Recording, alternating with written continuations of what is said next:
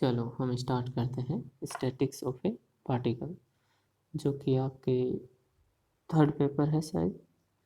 और थर्ड इस पेपर में जैसे स्टैटिक्स बुक है, इसमें 2 यूनिट है, 3 यूनिट डायनामिक्स की है, इसमें स्टैटिक्स। स्टैटिक्स का मतलब कोई चीज़ फिक्स हो, हिल नहीं रही हो। ठीक है, हम ऐसे पार्टिकल्स या ऐसी बॉडी, इनका अध्ययन करेंगे, स्टडी करेंगे। ठीक है, तो क्लियरली लिखा हुआ है statics is a branch of mechanics. ठीक है, मैकेनिक्स एक डायनामिक्स और स्टैटिक्स दोनों को मिला के मैकेनिक्स बनता है।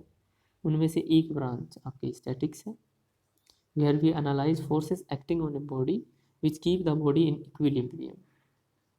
कहने का मतलब हम ऐसे फोर्स की स्टडी करेंगे जहाँ पे एक बॉडी होगी पर्टिकुलर, उस पर बहुत सारे फोर्स लगेंगे। ठीक है, बट बॉडी फिर भी क्या है, इक्विलिब्रियम में होगी। इक्विलिब्रियम मतलब संतुलन में होगी बॉडी। ठीक है, in this chapter we shall follow few definition which are related with the cause of equilibrium.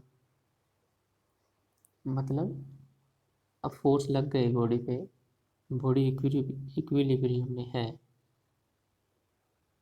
तो सिंपल इतना ही नहीं होता कि जस्ट फोर्स लगाया और बॉडी इक्विलिब्रियम में आ गई। उसमें there are so many parameters, variables, constants, बहुत सारे कंसेप्ट होते हैं जो हमें इससे पहले समझने की ज़रूरत है। ठीक है, तो हम बिगिन करते हैं। We may also say in statics we are concerned with the relations that exist between the forces acting on a body when the resultant forces is zero। इसका क्या मतलब है?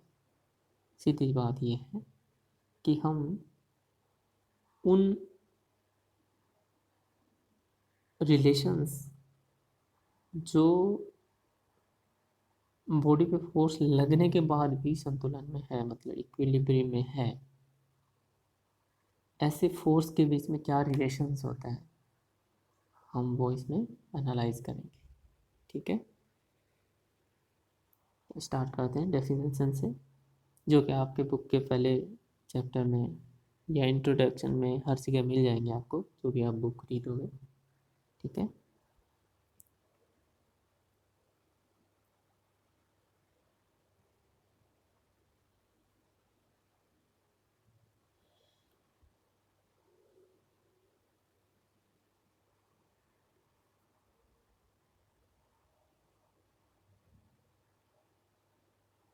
तो सबसे पहले आपका दे रखा है मैटर। मैटर जिसको द्रव्य कहते हैं हिंदी में।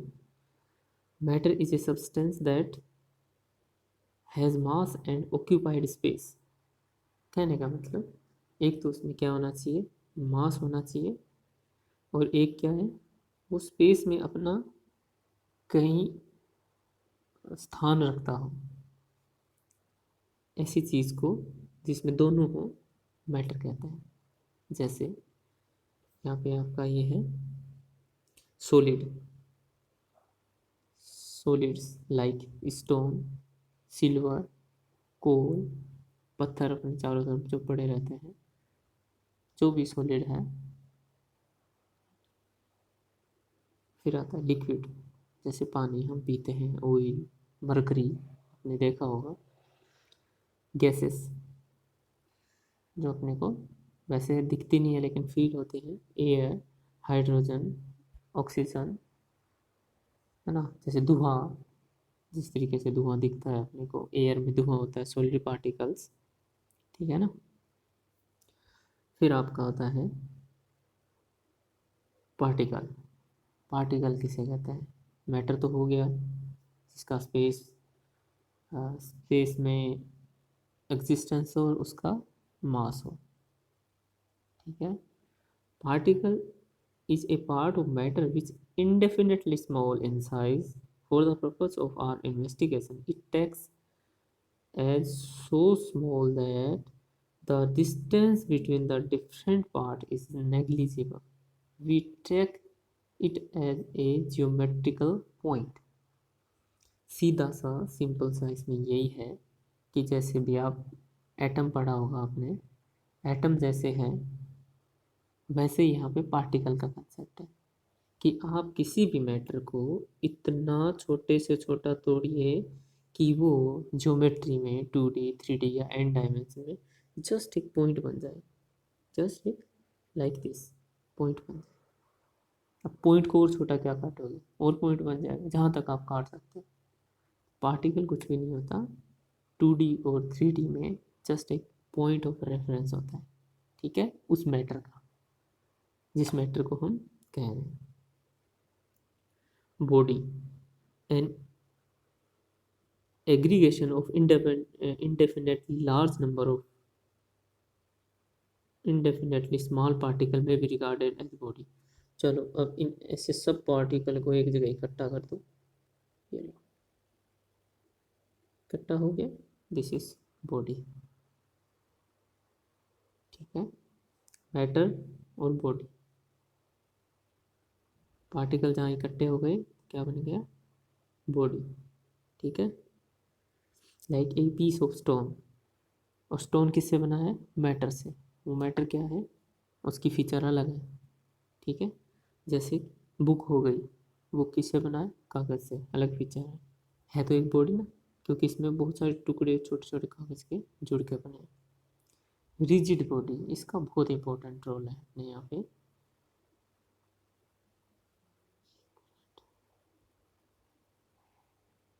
रिजिड बॉडी,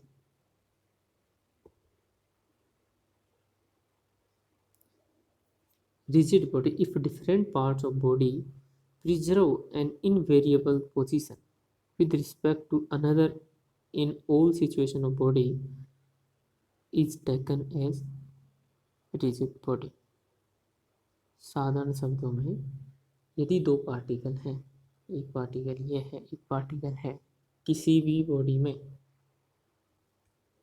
ये हमेशा फिक्स रहे, इनकी दूरी हमेशा फिक्स रहे, मतलब रिजिड रहे, मतलब चेंज ना हो। Invariable with respect to position, मतलब एक दूसरे की पोजीशन चेंज नहीं हो। ऐसी बॉडी जिसमें ये फीचर हो को हम रिजिड बॉडी कहते हैं, ओके।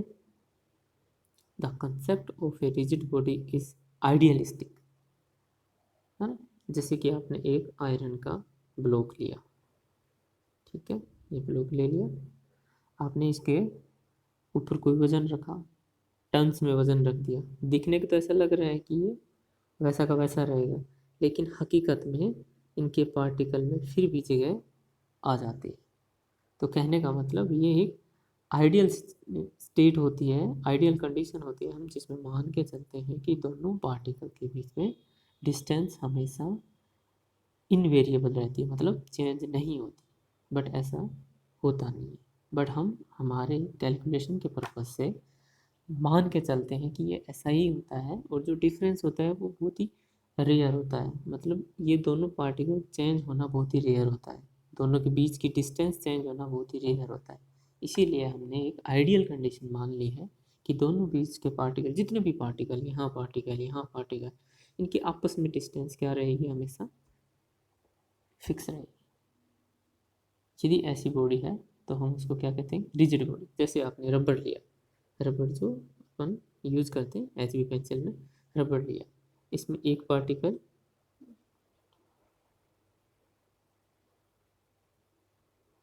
इसमें एक पार्टिकल, जैसे ये रबड़ था, एक पार्टिकल यहाँ, एक पार्टिकल, जैसे आप इस पर फोर्स लगाओगे तो इन दोनों के बीच की डिस्टेंस क्या हो जाएगी, बढ़ जाएगी, मतलब it's not a rigid body, ठीक है।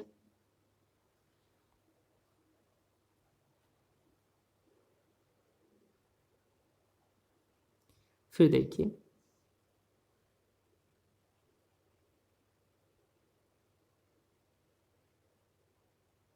perfectly rigid if one if force are applied upon a body very slightly yield forces are generated। We take a rod of wood whose one end is clamped and other end is pulled।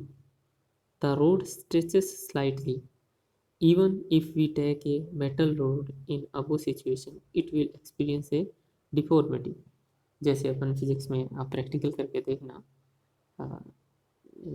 जैसे कि ये कोई दीवार है, इस पे आपने road बांध दी ऐसे, ठीक है। अब आप इस रोड को यहाँ से ट्रैक्टर से बांध के खींच रहे हो, ठीक है। तो बहुत ही माइक्रो सेंटीमीटर में या बहुत ही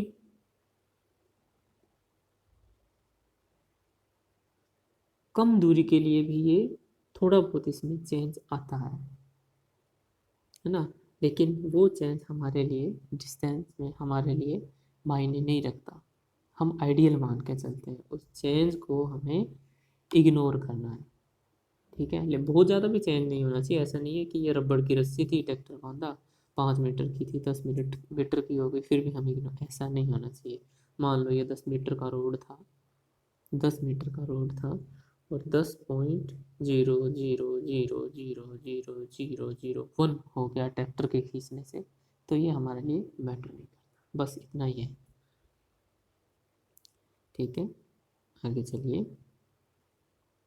smooth body, a smooth body are body such that if they are in contact the only action between them is perpendicular to both surface at the point of contact.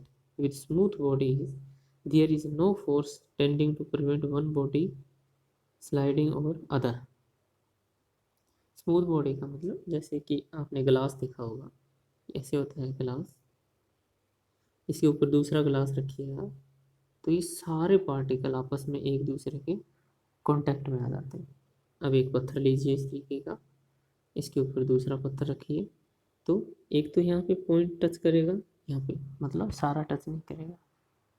कहने का मतलब जब सारे particle, लगभग almost सारे particle आपस में एक दूसरे से टच हो रहे हो, जब दूसरी बॉडी के पास ला रहे हो, तो ऐसी बॉडी स्मूथ बॉडी कहलाती है। कहने सरफेस से है इसका सीधा सीधा है कि सरफेस कैसा है इसका, सरफेस एकदम स्मूथ है या सरफेस इस तरीके से उबड़ खाबड़ है, तो उस हिसाब से हम इनको स्मूथ बॉडी या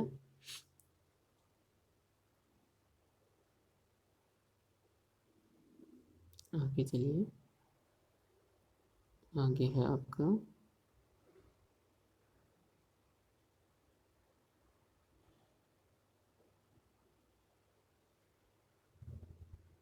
आगे स्मूथ बॉडी आ गया मास। ये बहुत इंपॉर्टेंट कंसेप्ट है, mass. The mass of a body is quantity of matter present in the body. In metric system, the unit of mass is grams, while in MKS system, the unit of mass is kilogram. In BT system, mass is measured in pound. समझे? मास, मास क्या है? Quantity किसकी? Matter की। अपने पास जैसे हमने नाप दिया इसको, जैसे कि ग्राम्स, जैसे ये 5 ग्राम है, ठीक है। हम यहाँ पे क्या करेंगे? मास और वेट, मास, ठीक है। मास और वेट में दोनों में एक साथ रिलेशन देखेंगे कि देखिए मास को तो हमने माप लिया किलो में या ग्राम्स में, ठीक है। अब देखिए आप weight, the earth attracts every mass, मतलब बॉडी होगी उसका मास तो होगा, टुवर्ड इस centre with a force which is proportional to the mass. ये नया कंसेप्ट आ गया कि अर्थ अपनी तरफ खींच रहा है, लेकिन ये खिंचाव किस पे डिपेंड कर रहा है कि उस बॉडी का मास कितना है, ठीक है। तो it's this force of attraction with which the earth attract any body to itself is called the weight of body. If W is the weight, W क्या है? weight, weight तो क्या है? force of attraction। सीधी सी बात है, weight क्या है? एक तरीके का फोर्स है जो किस पे लग रहा है? एक एम मास का कोई बॉडी है उस पे लग रहा है, ठीक है। तो W क्या हो गया, प्रोपोर्शनल टू M, मतलब M जो मास है उसके प्रोपोर्शनल हो गया, जो कि अपने को दे रहा है। तो mg तो क्या हो गया आपका, फोर्स, मतलब वेट जिसको कहते हैं। वेट क्या है, कुछ नहीं, एक फोर्स है जो हमेशा टुवार्ड द अर्थ लगता है। और मास क्या है, मास में कोई फोर्स नहीं है, मास जस्ट ए स्केलर क्वांटिटी, मास है बस, किधर लगेगा कहीं नहीं, फोर्स नहीं है, ये इससे क्वांटिटी, ठीक है। फिर अब स्टेजेस ऑफ बॉडी, जैसे कोई बॉडी को रेस्ट में आप कब पाओगे, a body is said to be in position of rest when it does not change its position with respect to its surrounding.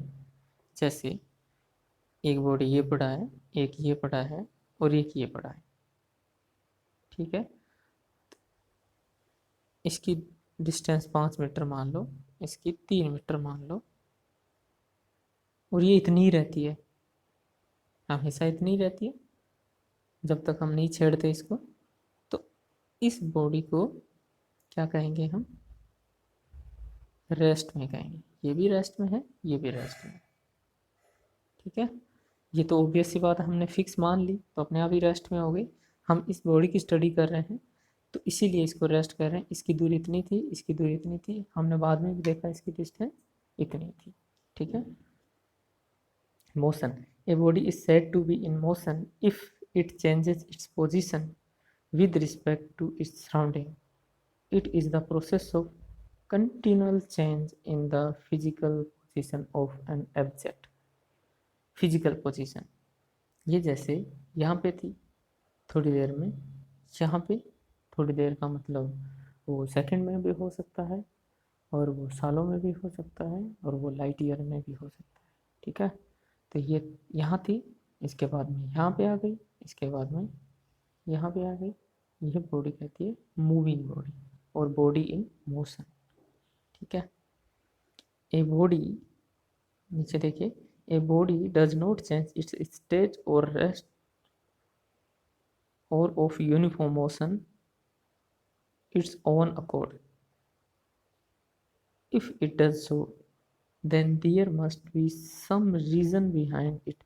कहने का मतलब, यदि कोई बॉडी रेस्ट में है और या फिर कोई बॉडी मूविंग में है, तो वो मूव कर रही है, ये पड़ी है, तो ये अपना मूवमेंट चेंज नहीं करेगी, और ये अपनी जो स्टेट है, एक जगह है, वो चेंज नहीं करेगी जब तक कि कोई रीजन ना हो, जब तक कि इनको कोई डिस्टर्बेंस नहीं किया जाए बाय फोर्स और एनीथिंग एल्स, ठीक है।